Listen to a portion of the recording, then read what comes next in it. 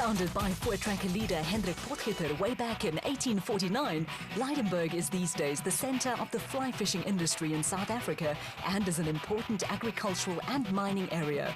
With a rich historical background and some of the best scenery in South Africa, the Mpumalanga area is also a major tourist attraction for South African and overseas visitors. The Mpumalanga region and Lydenburg have also had an important role to play as hosts for the last 9 years to a round of the ABSA Off-Road Championship. The Toyota Dealer 400 was this year round 2 of the ABSA series, which is made up of 8 events in South Africa and neighbouring Botswana. Events on the ABSA Off-Road calendar bring into regions where there are staged a cash injection of around 4 million rand as teams and off-road enthusiasts from South Africa, Botswana, Lesotho and Swaziland converge on race centres. New seasons bring new members to the off-road family, as well as old stalwarts like Igo and Jaap de Bruin, who missed the whole of the 2010 season. The de Bruins were back in action as newcomers to the Atlas Copco off-road team. We were very fortunate to having come back to race this year. Luckily, Ferry de Vos from Toyota phoned us and said we can have this buck, the old bucky from Duncan from last year. And well, what it pretty is we only got it 3 weeks before the event, so we had to just prep it quickly to get it race ready. But the bucky feels good. It's a lot better than the bucket we used to. I think the only problem is going to be that we are going to be a little bit rusty. I mean, it's been a year since we raced the last time, but I'm full of confidence. I think it will go well for us. There was also a significant development to Team Ford. After a season in Class E and 1 race in Class D, teenager Lance Woolridge and Ward Huxtable moved up to the Premier SP class. We decided after the last race with everything with D class, we thought it would be better for Ford and for me in the future to convert the old Class D car into a SP. We had all the parts already there from the SP the year before. It was a lot of work for the guys, and they were still working on Wednesday 4 in the morning getting the car ready in time, but they did an excellent job and they've got us out to the race.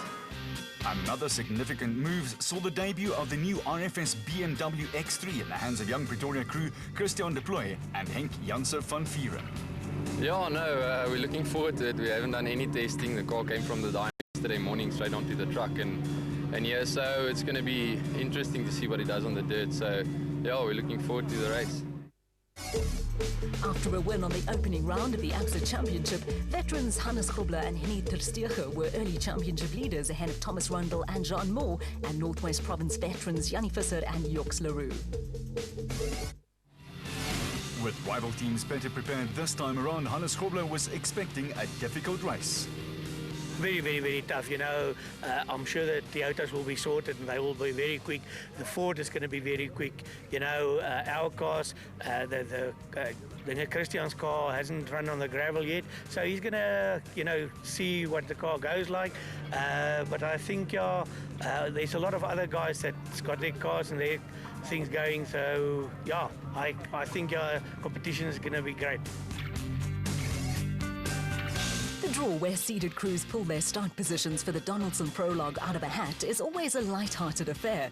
The Prologue determines start positions for the race proper, and number 1 on the road is not a preferred position. First on the road puts the crew in a pathfinder role, but first Anthony Taylor and then Rob Howie contrived to see to it that the 2 Castrol Toyota Hilux entries started first and second ahead of Thomas Rundle and Jean Moore in the Baden Tyre Services Nissan Navara. All I can say, it's beep. No, definitely not. It's exactly what I didn't want, but we just have to make it work and hopefully try and resolve the best what we can out of it. And let's hope further on in the route it's not as much grass as what we see here at the beginning. So we'll have to wait and see what happens. There was a good sprinkling of team personnel and enthusiasts at the start of the 53-kilometre Donaldson Prologue. With off-road racing hugely competitive these days, and as in Formula 1, a good start position is imperative, crews go into the Prologue in a no-holds-barred frame of mind. The Prologue is an integral part of the race weekend and provides crews with an inkling of what conditions to expect in the race. The Prologue was run to the south of Lydenburg, with the opening section of the route running between the R536 Machadodorp and R540 Dahlstrom roads in the direction of Bultkorp. The route then doubled back to the start-finish at the Lydenburg Rugby Club. The name Leidenburg means town of suffering, and over the race weekend, crews would be happy to tell you it was a rather apt description. Long grass made visibility difficult, and the route was wetter than most people expected. Former South African champion Duncan Foss and Rob Howie made light of the conditions and set the pace in the production vehicle category. The Team Castor Toyota Hilux was 65 seconds ahead of privateers Gary Bertelt and Andre Vermeulen, who adopted a more conservative approach in the Atlas Copco Toyota Hilux. Hannes Grobler and Henny ter Steege were a solid third in the diesel-powered RFS BMW X3 and in tricky conditions managed to maintain a steady pace. Grobler has been racing for more than 30 years and along with ter Steege brings to the party plenty of experience. The Baden Tyre Services Nissan Navara of the vastly underrated Thomas Rundle and Jean Moore picked up minor brake problems, with the pair finishing just 1 second ahead of Yanni Visser and Joks Leroux in the international Toyota Hilux. The Northwest Province pair were the surprise package on the opening event of the season in the Western Cape, and 5th place was another solid performance from them. Only 11 seconds in arrears were Harry Smith-based Cobus van Tonder and Freddie Krill, who also put together a solid run in the Unifreight Ford Ranger.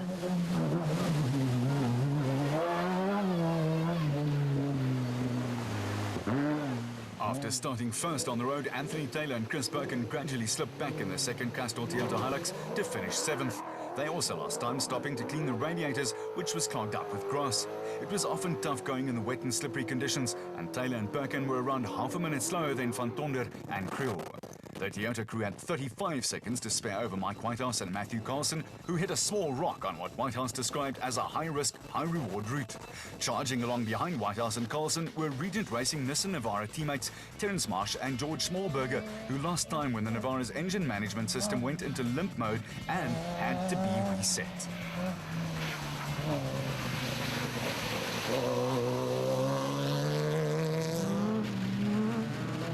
When Peter Ruthven and Rudy Brits bogged down in a mud hole, a little convoy of cars formed behind the temporarily stricken Rubicon Racing Toyota Hilux.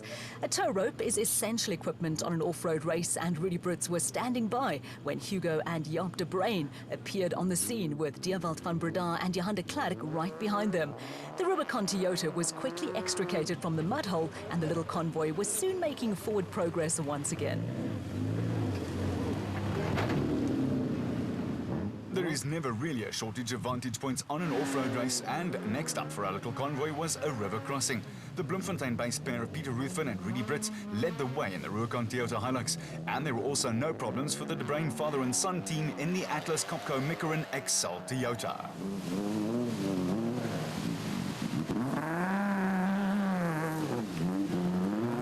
Bringing up the rear were Dewald van Breda and Johan de Klerk, with the Potchefstroom pair making their first appearance of the season in the Potch Plastics Toyota Hilux.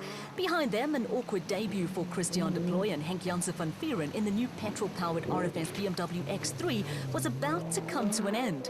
The car was overheating, and when the BMW bogged down in the mud, de Ploy and Janssen van Vieren decided to call it a day.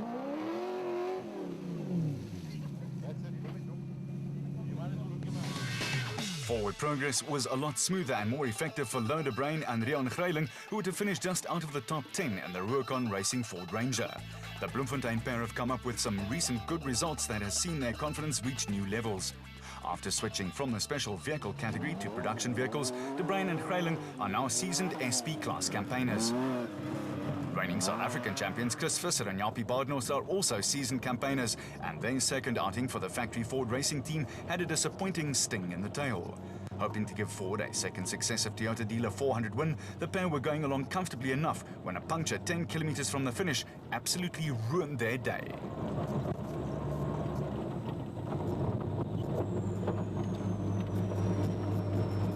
There was success for the Rubicon Racing team when Gerald Leroux and new co-driver Walter Hickley set the fastest time in Class C in the Rubicon Ford Ranger.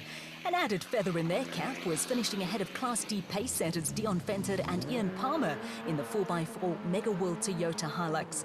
Mitigating factors for the reigning Class D champions were time lost at a river crossing and running the last 5 kilometers with a flat front left tire.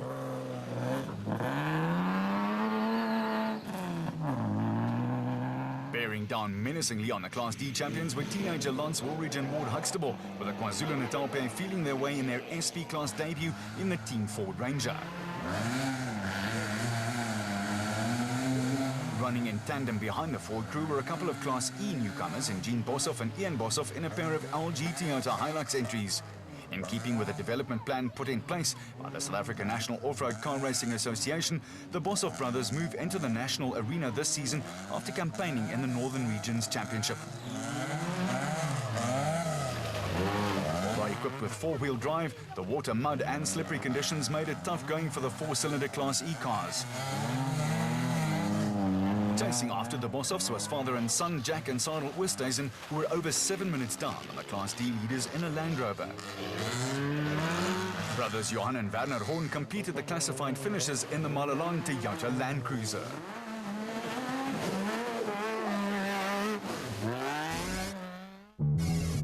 Back at race headquarters, there were happy campers and not so happy campers, with Gary Berthold predicting a return to the drawing board for many teams. A lot of mud out there. I think we're all going to have to slow the pace down a little bit. I think we're going to have to keep it on the straight and narrow because the mud was very bad today. A lot of guys got stuck after us, behind us, so tomorrow morning I think it's going to be treacherous. Rubicon Racing's Class E pace setter Gerald Leroux was among the happy campers, with new co-driver Walter Hickley quickly feeling at home in the car. No, it went well. We didn't go as fast as we would have liked. We've got a new navigator, but he did fine. We wrong slotted 3 times, I think, but we're happy to be here in one piece.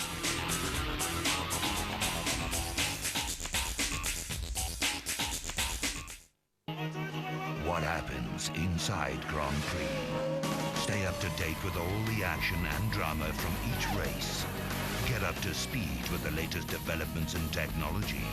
Follow the stars off the track and into their private lives. Everything you need to know about Formula One is inside GP, burning a path to your screen, only on your World of Champions. Brought to you by Petronas Cintium, available at Engine nationwide. From the grassroots where our love for it takes shape, to the grandstands where our passion takes flight, African football is on the rise. To take our beautiful game even further, SuperSport is proud to be a major contributor to the African Football Executive Summit, which takes place in Ghana from the 26th of May. For more info, please visit africanfootballexecutive.com. SuperSport, African football's #1 fan. Going once, going twice. So, if they're good with the leather, they're worth a lot. Who says money can't buy talent? The world's greatest players come together in the world's most expensive cricket tournament. The DLF IPL highlights, worth every cent. Exclusive to SuperSport, brought to you by KFC.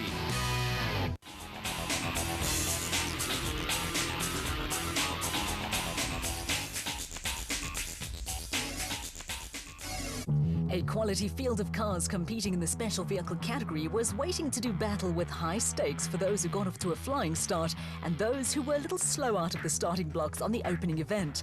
A new arrival in the family kept Mark Corbett from competing in the opening event in the Western Cape, with the Johannesburg businessman and co-driver Rudy Balzar set to give the new Century Racing CR4 its first outing.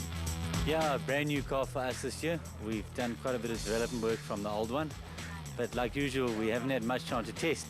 We did some quite wild things with the car, so we managed to only really drive it around the block yesterday, but I think all in all, it feels really good. At the other end of the scale, veteran Wolf Peter Fomfey was relishing the challenge of racing his 6-year-old home-built WPP. The challenge, because in regional racing I won just about everything I could. Now I have a new challenge again, just to finish the national races. For the last 15 years, Fomfey has been racing cars he has built himself. The car before this one was 15 years and this one is 6 years old now. For Fomfey, the big challenge is balance. Well, I'm trying to build an economy, for economic reason, a car which can everybody afford. But unfortunately it has to be a single-seater then. So, and it seems to me I can't improve anymore. That's why the cars all look the same now. The cars being campaigned by the Motorride team are a little more advanced than the WPP. Nick and Ryan Harper are newcomers to the Motorride fold and got their season off to a solid start. Yeah, we had a good run in Cape Town. We took it easy and got the result, which is what we wanted. So we haven't got the pressure for the rest of the year. So hoping for this to try and have the same tactic here. The father and son Harper team took second place on the Edenko 400 in the Western Cape, and it left them second in the championship behind Colin Matthews and Alan Smith in the Century Racing CR3. Reigning champions Cully and Quinton Silwalt recovered from a 10-minute penalty to take the final podium place.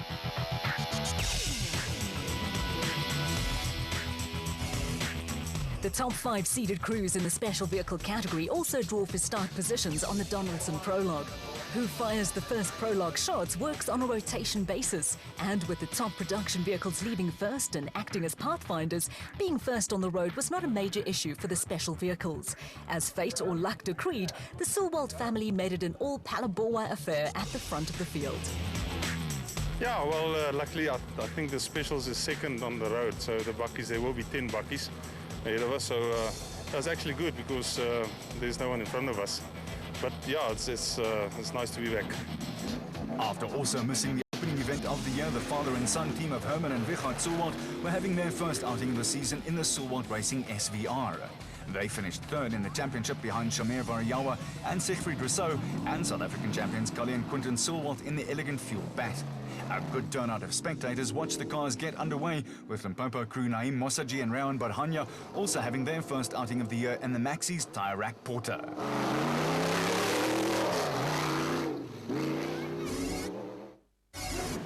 There was something of a surprise when Mark Corbett and Rudy Balzar posted the fastest time in the new Century Racing CR4.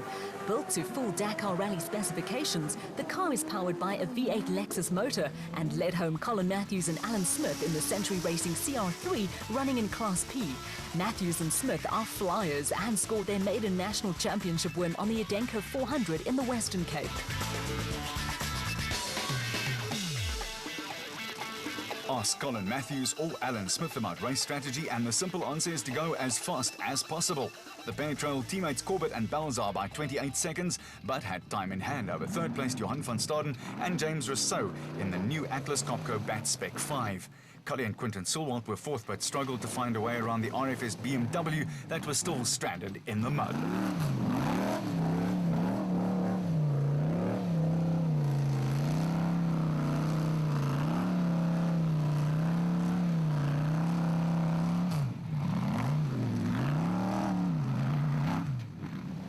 The new BMW was given a little nudge when Cully and Quinton Silwalt made their pass and was in more danger when Herman and Richard Silwalt arrived on the scene. The Silwalts took a moment or two to decide on a plan of action and then charged into the fray in a spray of mud. Christian de Ploy and Henk Janssen van Vieren could only look on with their hearts in their mouths as the big SVR slid past the Beamer with millimeters to spare. Another surprise saw the husband and wife team of Marius and Yolinda Fourie running at the sharp end of the field in the BHP Bat, running in Class P. The pair have made a big impression since moving from regional to national competition and were holding at bay the experienced Nick and Ryan Harper in the Motorride Bat. The Harpers were not having an easy time at all. Driver and co-driver had lost radio communication with each other, and a couple of deviations off the route cost them time.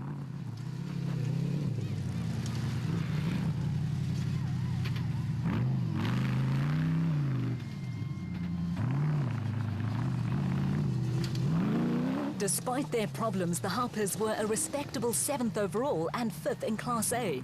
The Harpers' Motorride teammates Evan Hutchison and Dani Stassen were also having problems with the route, and after a promising start found themselves way back in 15th place among the special vehicles.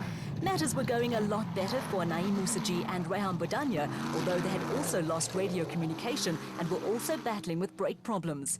Behind the Maxis Tyre Rack car, KwaZulu-Natal crew Don Thompson and Wayne Foster had built up a head of steam in the Zarko, although they also complained about brake problems. Thompson and Foster were running ahead of fellow Class P crew Archie Rutherford and Mike Lawrenson, who were hit by 2 deviations from the route in the Regent Racing Jimco. It was all smiles in the Century Racing camp, with Mark Corbett and Rudy Balzar taking a win first time out in the brand new CR4. Yeah, we had a good run in the time trial today. Obviously I'm smiling because we first managed to set pole position for our car, and then second in our team as well is Colin Matthews, so it's nice to be 1-2. And I really think that this car is something special. It's a testament to Julian's design and Julian and Rudy's build quality that we can bring a new car out and win on the debut. There were also no complaints back at race headquarters from last year's winner, Johan van Staden from the Atlas Copco camp. I'm quite happy with the results. A little bit of unexpected result at the end. I had brake failure about 15 kilometers in, so it was quite difficult to get the car to brake in time, so James started bringing it in, maybe a little bit earlier, 300 meters already, but surprise, we got back. I think I'm second A-class on a road tomorrow morning. That's an excellent result. The traditional start for the Toyota Dealer 400 is outside Lydenburg Toyota in the heart of the town. Traffic authorities and the police cordon off streets in the town centre, and for a couple of hours, a festival atmosphere prevails as crowds of enthusiasts line the sidewalks to catch a glimpse of the action.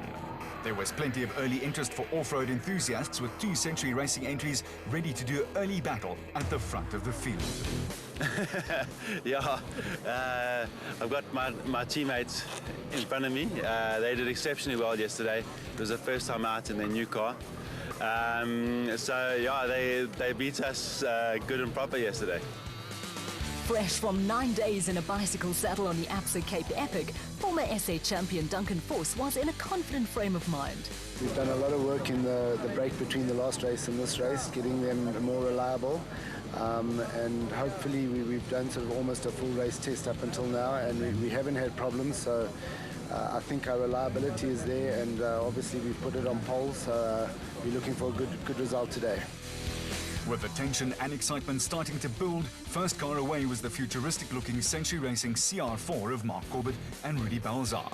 A first-time out win for Corbett and Balzar on the Donaldson Prologue to determine grid positions was a major early boost for the team.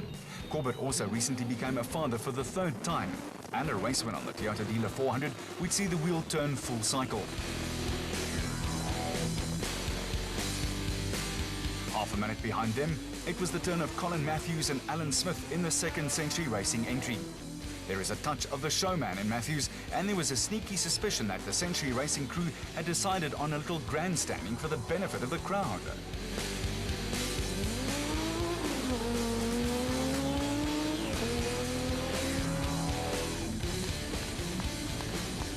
The punters loved every second of it, but there was a far more conventional approach to the first corner from former South African champion Duncan Force and Rob Howie, who were in pole position in the Team Castrol Toyota Hilux in the production vehicle category.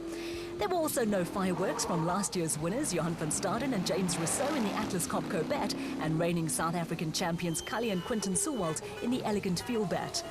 The Atlas Copco Toyota Hilux of Gary Bertholdt and Andre Vermeulen was the 2nd production car on the road, with the scene set for a dramatic day of off-road racing.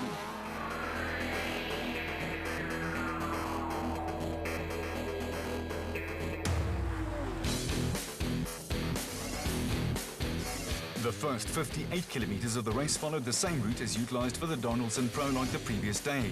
With a clear road ahead of them, Mark Corbett and Rudy Balzar could push hard in the new Century Racing CRV, designed and built by Julian Hardy. It was soon evident that water and mud were going to play a major role in the day's proceedings. There had been no early race drama, and the gap between Corbett and Balzar and their teammates Colin Matthews and Alan Smith was still pegged at exactly 28 seconds.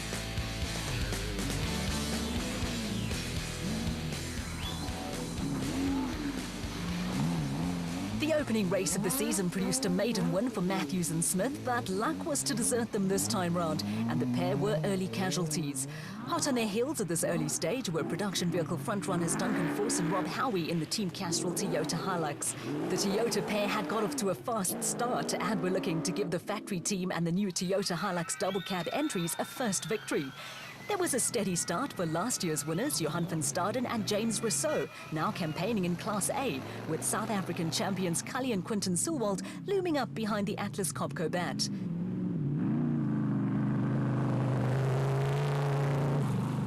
Next up were Gary Bertholdt and Andre Vermeulen in the Atlas Copco Toyota Hilux, with the father and son pair of Herman and Wichard Sewald hot on their heels.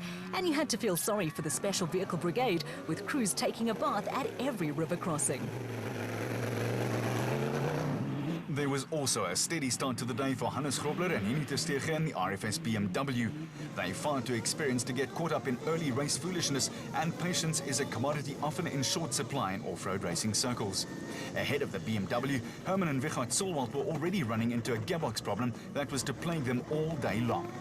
That saw Grobler and Terstegen move up a place, with the pair now having to battle with the long grass that made visibility difficult and put added pressure on co-drivers to stay on the correct route.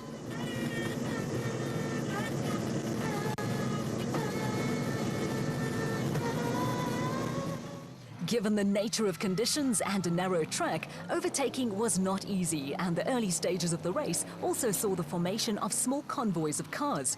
Nick and Ryan Harper were at the head of one such train of cars, with Marius and Jolanda Fourie right behind them. The Fouries were followed by a trio of SP-class entries, with the Baden Tyre Services Nissan Navara of Thomas Rundle and Jean Moore running ahead of the International Toyota Hilux of Jannie Visser and Joks Leroux, and the Unifreight Ford Ranger of Kobus van Tonder and son-in-law Freddie Krill. Bringing up the rear were Naeem Musaji and Rehan Bodhania, and the Castrol Toyota of Anthony Taylor and Chris Birkin. The experienced Anthony Taylor combines off-road racing with national production car racing on the circuit, where he is the reigning South African champion. The Castrol Toyota was bearing down on Naeem Musaji and Rehan Bodhania, and Kobus van Tonder and Freddie Krill. And co-driver Chris Birkin, back in the Toyota fold after a sabbatical, was also caught up in the spirit of the chase.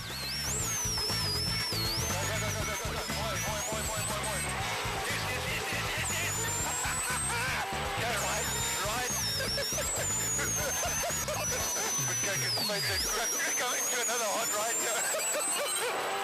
I love it when a plan comes together. Taylor and Birkin picked up another place when they went past Jannie Visser and Joks Leroux, and so far it had been a profitable morning for the factory Toyota crew. There was also a close fight going on behind Taylor and Birkin, with the Zarco of KwaZulu-Natal pair Don Thompson and Wayne Foster battling to stay ahead of Archie Rutherford and Mike Lawrenson in the Regent Racing Jimco. The two Class P crews were being closed down by brothers-in-law Mike Whitehouse and Matthew Carlson, who have a reputation for consistency in the Regent Racing Nissan Navara.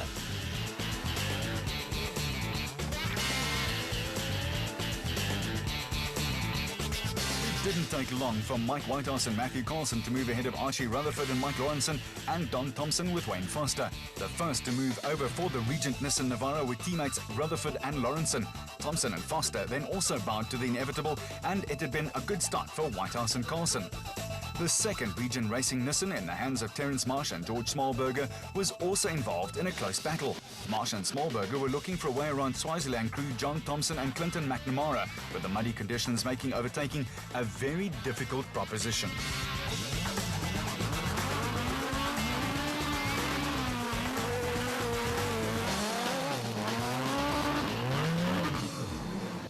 The father and daughter combination of Kutsia and Sandra Labuschagne were comfortably leading Class B in the Raconic Zarco and were running at the front of a small train of cars.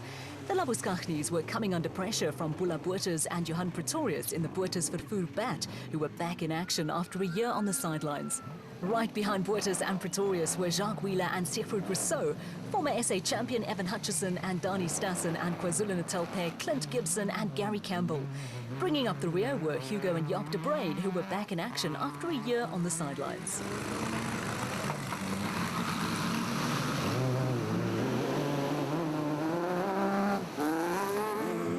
From the route on the Donaldson Prologue cost the Motorrad Revo pair of Evan Hutchison and Dani Stassen a good grid position, and they were having to fight a rearguard action. They bombed past Jacques Wheeler and Siegfried Rousseau and were then hit by a puncture at the exact spot where Thomas Rundle and John Moore were also forced into a tyre change.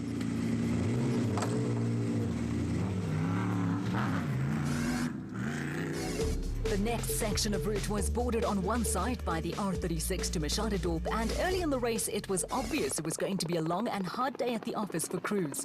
Conditions were difficult, but former South African champion Duncan Force and Rob Howie had built up an early head of steam in the factory team Castrol Toyota Hilux. With teething problems with the new double-cab models looking to be under control, the Toyota was now running at the front of the field, with Force and Howie looking to be in an early comfort zone. On the road, the Toyota crew had moved ahead of special vehicle leaders Mark Corbett and Rudy Balzar in the Century Racing CR4. With Lexus V8 power and built to full Dakar Rally specifications, it had been an impressive display first time out, but faulty windscreen wipers were not helping visibility, and Corbett and Balzar gradually fell into the clutches of South African champions Cully and Quinton Sulwalt in the Elegant Fuel Bat. After the early demise of teammates Colin Matthews and Alan Smith in the Century Racing CR3, the dirty windscreen problem was an unfortunate development for Corbett and Balzar, who now had the Atlas Copco Toyota Hilux of Gary Berthold and Andre Vermeulen closing in on them. At Denko, 400 winners Hannes Schrober and Henny Terstegen were still holding station in the RFS BMW X3 and were looking ominously comfortable.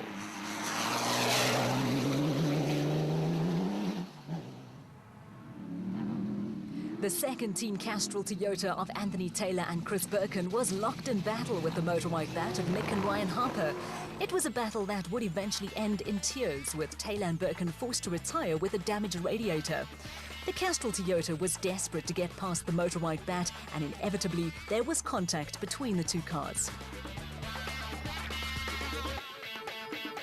A solid tap in the motorbike bat's nether regions had the desired effect, but it came at a price, and a few minutes later, Taylor and Birkin were in trouble.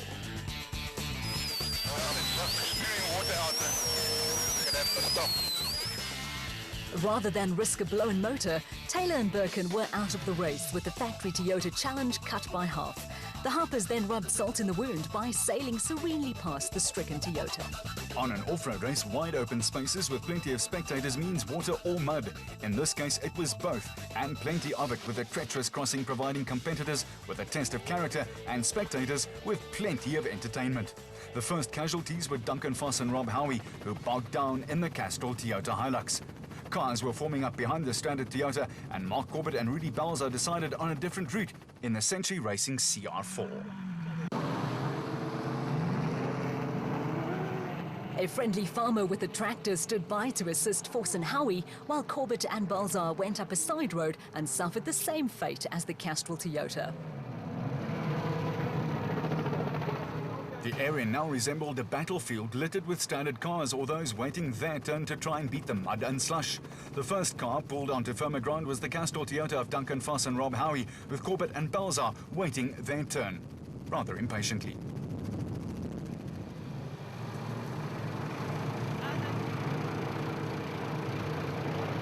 It is an off-road racing anomaly that river crossings and mud holes can produce contrasting fortunes for crews. While some get hopelessly bogged down, others cruise through the toughest obstacles. For Cully and Quinton Sulwalt in the Elegant Fuel Bat, it was a piece of cake. There are also contrasting approaches to the problem. Some crews favour the more cautious method, while others attack the obstacle with all guns blazing. Gary Berthold and Andre Vermeulen belong to the latter school of thought, and on this occasion it was effective, and the Atlas Copco Toyota pair were able to rejoin the fray just behind Duncan Foss and Rob Howie.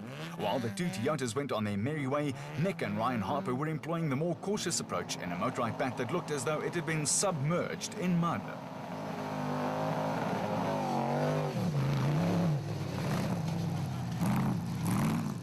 Behind the Harpers, it was the turn of Herman and Vichard Sulwalt to tackle what appeared to be the favoured route through the thick mud.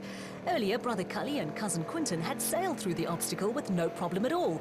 This time around, it was not so easy. The father and son pair had a few anxious moments before the Sulwalt Racing SVR managed to find some traction and clear the obstacle.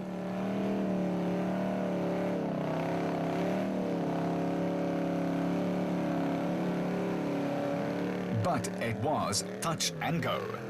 The Sulwalts were joined on firmer ground by the Century Racing CR4 of Mark Corbett and Rudy Balzar, who decided enough was enough and that no windscreen wipers was just too much of a handicap. In quick succession, the Max's tyre right porter of Limpopo pair Naim Mossaji and Rehan Badiania and Class B crew Marius and Yolinda Fourie made light work of the obstacle, with a large crowd getting their money's worth in entertainment. Hannes Grobler and Henny Terstegen had waited patiently for their turn, and there were no problems for the RFS BMW crew who'd been around the block a time or two and have all the T-shirts.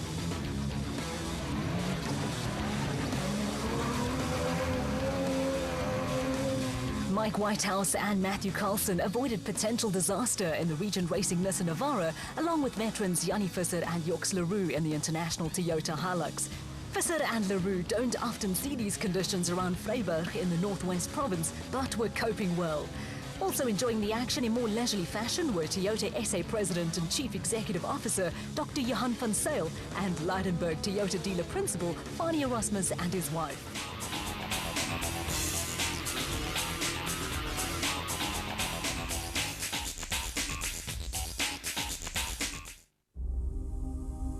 Champions know that dreams aren't enough, that games aren't only won with speed and strength,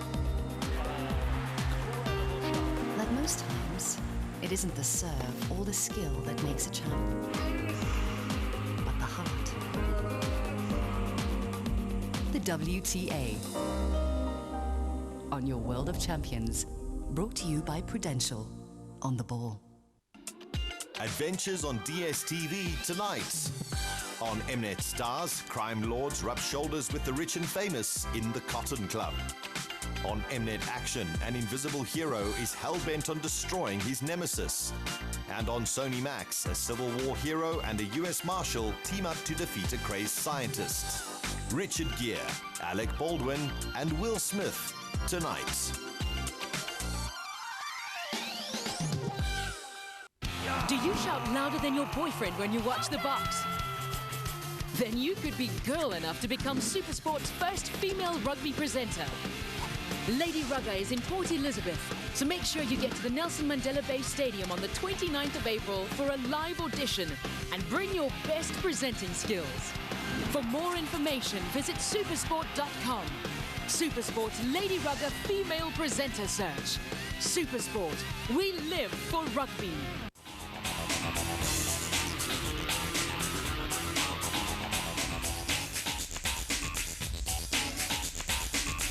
The final section of the first loop of the race back to an optional stop at race headquarters at the Leidenburg Rugby Club was bordered by the R540 and the R36 national roads. There were numerous spectator points along a spectator-friendly route, and enthusiasts were certainly getting value for money. The route took in some spectacular scenery, which was lost on crews who had other matters to worry about. Still leading the production vehicle field were Duncan Force and Rob Howie in the Team Castrol Toyota Hilux. They were ahead of Hannes Grobler and Henny Terstegen in the RFS BMW X3, with the crew having a little trouble with the route. They weren't the only ones struggling in the long grass, with Herman and Wegard Zuwald and Marius and Jolinda Fourie at odds with the roadbook and GPS navigation aid.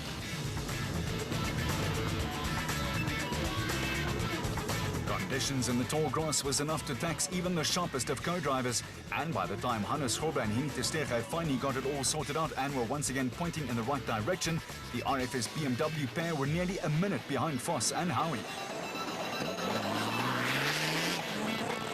The Regent Racing pair of Mike Whitehouse and Matthew Carlson had strayed off the route, along with South African champions Cully and Quinton Sewald, who had led the special vehicle category for most of the morning. After Whitehouse and Carlson had performed a three-point turn to give the Sewalds the right of way, the two crews then disappeared in different directions. The Sewalds went straight, and after some deliberation, the Regent Racing crew decided left was the way to go.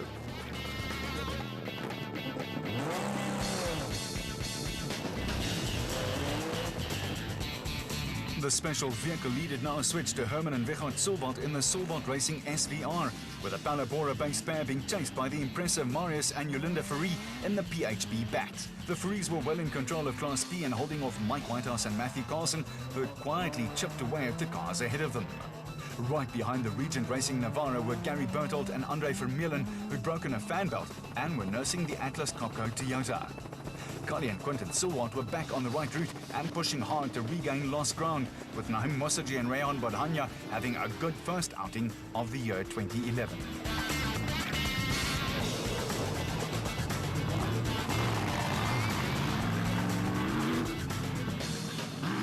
Yanni Visser and Yorks Leroux were again showing impressive form and holding on to a strong fifth overall in the SP class. The Northwest crew were holding off Johan van Staden and James Rousseau, who were battling with the brake problem and falling into the clutches of Bula Bottas and Johan Pretorius, who were having a steady run in the Bottas Vervoer bat. Swaziland crew John Thompson and Clinton McNamara were trying to narrow a considerable gap to Class B leaders Marius and Yolinda Fourie. At the same time, reigning South African production vehicle champions Chris Visser and Japie Badenhorst were starting to work their way up the leaderboard in the Team Ford Racing Ranger TDCI. Jacques Wheeler and Siegfried Rousseau were in the same boat in the Orange Works bat, with the pair also gradually chipping away at the cars ahead of them. Behind them, Nick Gosler and Joe Lima were putting in a strong showing in Class P in the Men's Health International Zarco. They moved ahead of Don Thompson and Wayne Foster, who were struggling with a damaged exhaust. A little further back, Peter Ruthven and Rudy Brits were going along steadily in the Rubicon Toyota Hilux. Trying to haul in the Toyota were Thomas Rundle and John Moore, with the Baden Tyre Services Nissan Navara pair losing some time to an early puncture and having to wait their turn at a river crossing.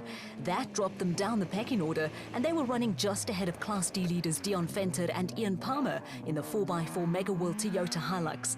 Katsia Labuskaghni and daughter Sandra held a narrow lead in Class B in the Raysonic Zarco, but that was to disappear when they pulled over for a quick running repairs.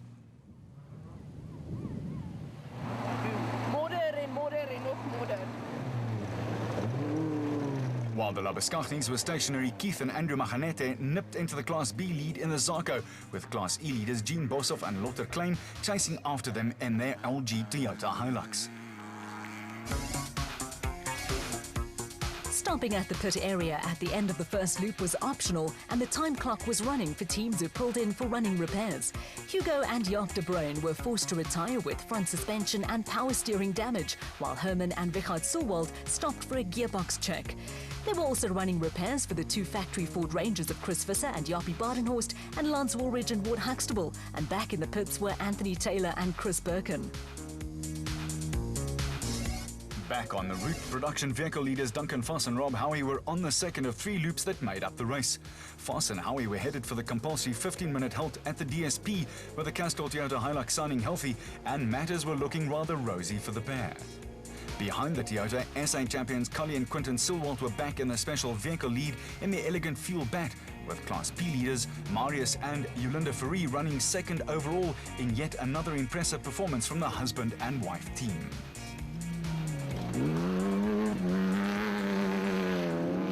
Almost unnoticed, Mike Whitehouse and Matthew Carlson had crept up the leaderboard in the Regent Racing Nissan Navara. They were nearly 4 minutes behind Force and Howie, but had a sniff of a possible victory. Whitehouse and Carlson had a 12-second cushion over third place Hannes Grobler and Henny Terstegen, and sandwiched between the two SP class cars were Herman and Richard Sulwald, who were battling electrical and gearbox problems. With the car cutting out and gear selection a problem, it was turning into an adventurous outing for the Sulwalds, while Grobler and Terstegen looked to be comfortable enough in the diesel-powered RFS BMW.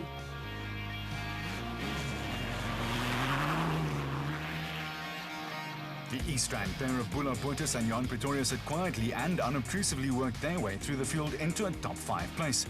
They'd moved ahead of last year's winners Johan van Staden and James Rousseau, who were struggling to make the Atlas Copco bat stop. Their brakes were giving them a hard time. Another crew slowly working their way into a potential top 5 finish was Jacques Wheeler and the experienced Siegfried Rousseau in a mature performance in the Orange Works bat. For Johan van Staden, well, he was just pleased to have the Atlas Copco bat on slightly drier ground.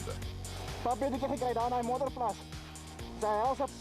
Jy kan nie beheer as jy inkom nie. Hy is oral te oor en ja. Toe skiet ons maar in hom in. So dat kom tot hier om reg te kan maak, want daar is net honder gesprom en nou is ons aan die gang. Problems for Johan van Staden and James Rousseau, and hard work for Thomas Rundle and John Moore, who were steadily working their way back into contention, were still 37 minutes behind the leaders.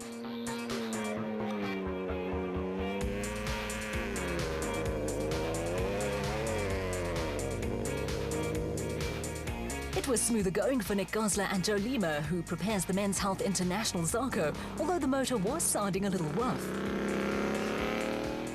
Peter Ruthven and Rudy Brits were soldiering on in the Rubicon Toyota Hilux, but had a few anxious moments when the Toyota foundered in a deep ditch.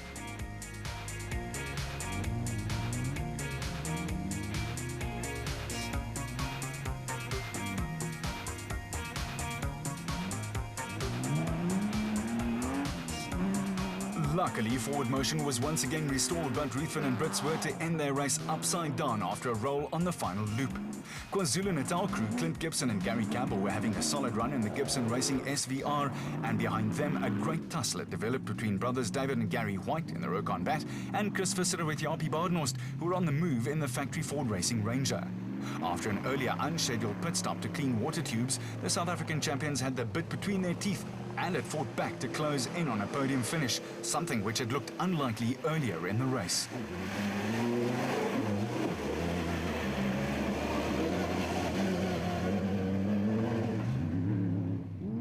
Former South African champion Evan Hutchison had a disappointing 2010, and he and new co-driver Dani Stassen made a dodgy start to their 2011 campaign in the 4x4 Motorride Revo. Hutchison desperately needed a finish and was on track to end a disappointing run of results. Although they were more than an hour behind the leaders, Potchefstroom-based Dewald van Breda and Johan de Klerk were also making a solid start to their season in the Potch Plastics Toyota Hilux, with the vehicle starting life in Class D before being upgraded to SP Class specifications. Kutsiela Beskachny and daughter Sandra were back in the Class B lead in the Raconic Zarco and looked to be going along comfortably enough. They'd seen off the challenge of brothers Keith and Andrew Maganete, while early Class D leaders Dion Venter and Ian Palmer had retired the 4x4 Mega World Toyota Hilux with a broken differential. Father and son Jack and Sarel Oosthuizen, who last year took a step up from the Northern Regions Championship into the ABSA National Series, suddenly found themselves the only Class D survivors in a Land Rover that was still sounding decidedly healthy and ready for more punishment.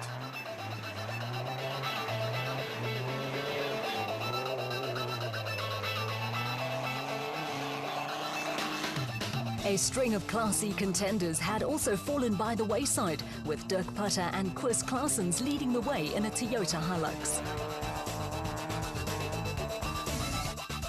At the DSP, we caught up with Toyota SA President and Chief Executive Officer Dr. Johan van Zyl and asked about the philosophy behind Toyota's support for motorsport. Well, you know, we've always used motorsport as a way to project our vehicles to the public. You know, in rally and off-road, we show our vehicles quality, durability and reliability. And that's why we race. And we've always believed if you race on Saturday, maybe you'll sell a few more on Monday. There had been dramatic twists and turns throughout a fascinating morning, and the third and final loop of the 2011 Toyota Dealer 400 was poised to offer more of the same.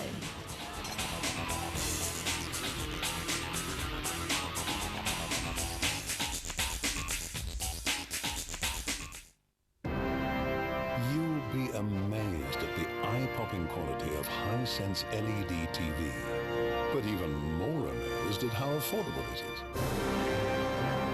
Available in 15 screen sizes with an incomparable list of advanced features. Hisense LED TV.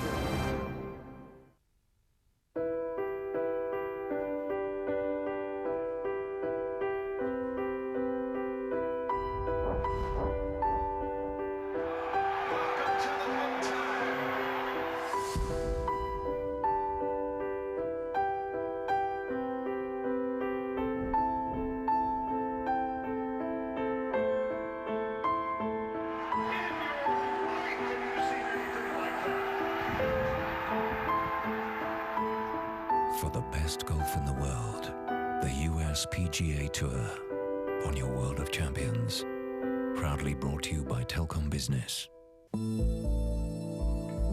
I ride for time. I ride for freedom. I ride to the limit of my mortal frame and transcend that human pain. I know how far I've traveled. I feel how far I've moved. My Way Mountain Biking. It's mountain biking your way. Only on Supersport and proudly brought to you by My Way.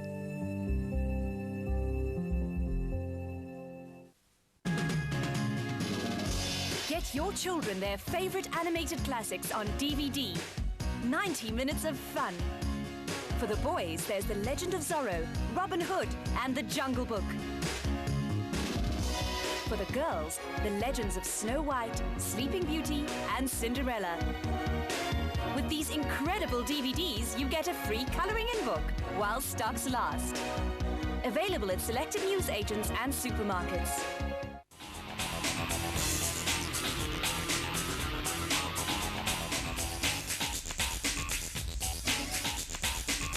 The final loop of the 2011 Toyota Dealer 400 headed east of Leidenburg, with the majority of the route run in the Mokobolan area before heading back to the finish via the Stadfontein Nature Reserve.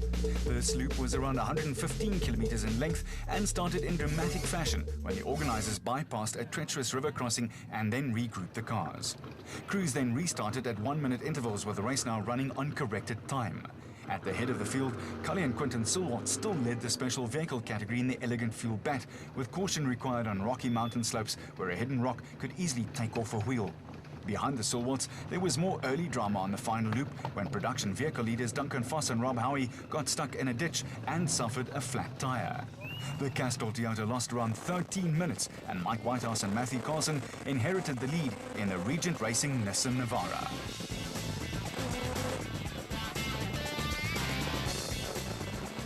It was a major turn-up for the Brooks, with Mike Whitehouse and Matthew Carlson leading a national race for the first time.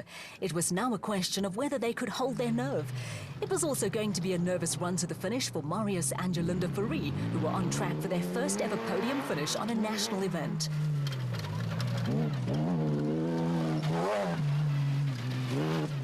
The Fouries had hardly put a wheel wrong all day, and behind them, the patient Thomas Rundle and Jean Moore took full advantage of retirement and other incidents to climb back into contention in the Baden Tyre Services Nissan Navara, with Jacques Wheeler and Sigrid Rousseau also moving into podium contention in the special vehicle category. There was no shortage of vantage points, and with the final portion of the race being run on corrected time, Herman and Wichert Silwart were also in contention for a place on the special vehicle podium. It had not been an easy day for the Silwarts, but they stuck to their task, as did the steady Buna Boertes and Johan Pretorius, who were looking to sneak a place on the podium in their first outing for more than a year.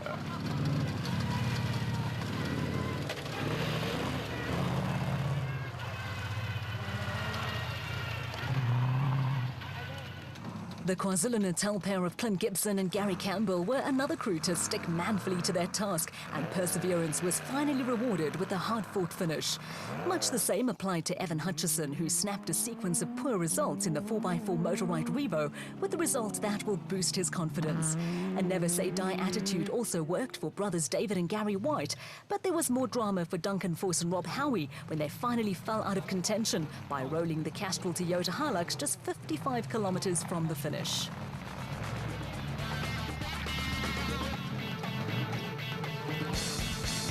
The demise of Foss and Howie lifted Chris Visser and Jaapie Badenhorst into third place in the Team Ford Racing Ranger TDCI to give the South African champions their first podium finish in Team Ford colours. It had not been an easy day for any of the 8 finishers in the production vehicle category, and those who saw out the distance certainly earned their results the hard way.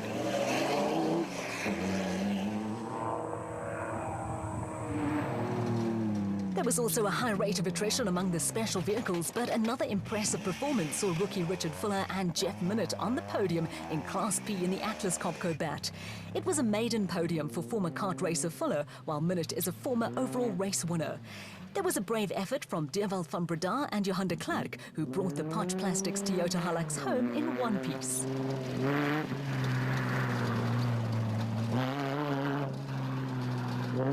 It had been a long day too at the office for Van Breda and de Klerk, with Gary Bertelt and André Vermeulen going through the same agonies. After considering retirement at one stage during the race, Gary Bertelt and André Vermeulen battled on to finish 5th in the SP class in the Atlas Copco Toyota. Nick Gosler and Joe Lima showed plenty of character to score a first ever podium. The pair brought the Men's Health International Zarco home in 3rd place in Class P to outlast some more fancied runners in a highly competitive class. The 2 Regent Racing Nissan Navaras were at opposite ends of the scale, with Terence Marsh and George Smelberger 6th and the last of the Premier SP class finishers. After starting out among the Class P favourites, Don Thompson and Wayne Foster ran into a litany of exhaust and other problems to gradually drop way down the pecking order in the Zarco.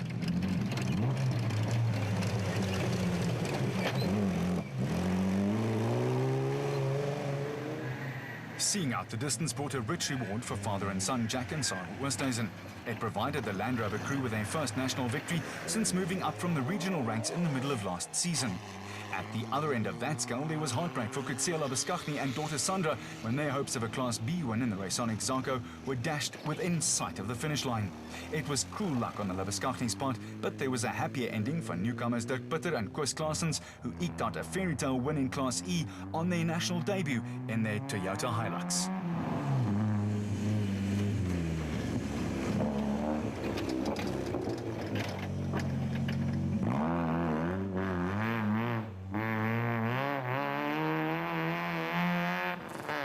Brothers Daniel and Lo Zili brought the ex-Shamir Variawa Porter at the beginning of the season and also went through a tough weekend. To their credit, they managed to see out the full distance with the 13 finishers in the special vehicle category, rounded out by Botswana-based Keith du Toit and Lesotho resident Ashley Thorne in the White Star Racing bat.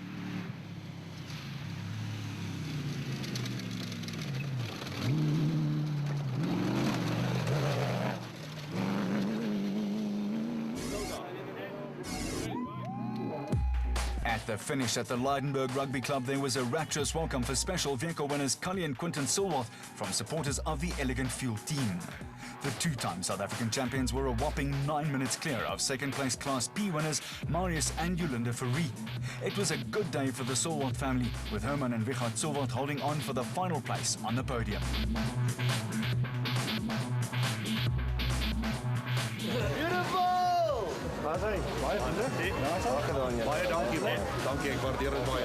After the podium presentation, Father Cully had some high praise for son Quinton, who never missed a call all weekend.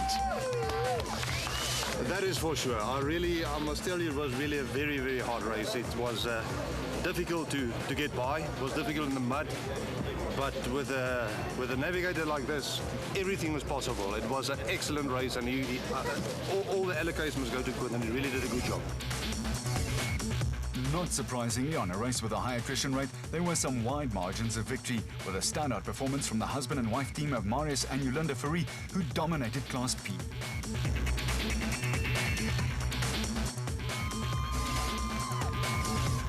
There was another rapturous welcome for brothers-in-law Mike Whitehouse and Matthew Carlson when they put the finishing touches to their maiden victory in the production vehicle category.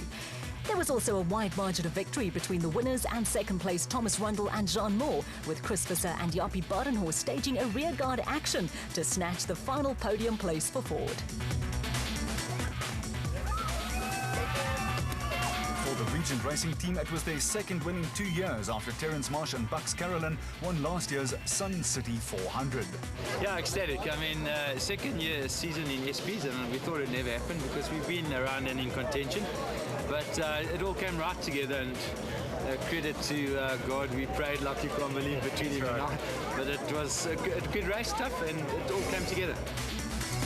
2 Nissans and a Ford in the top 3, with SP class entries dominating the top 10, and fine performances from the Oosthuizen brothers and newcomers Pitter and Claessens.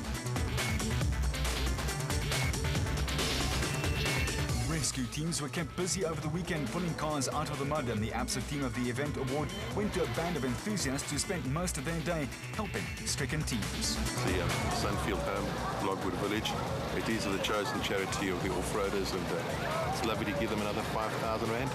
Thank you, ABSA. Thank you for giving us this team award. We appreciate it.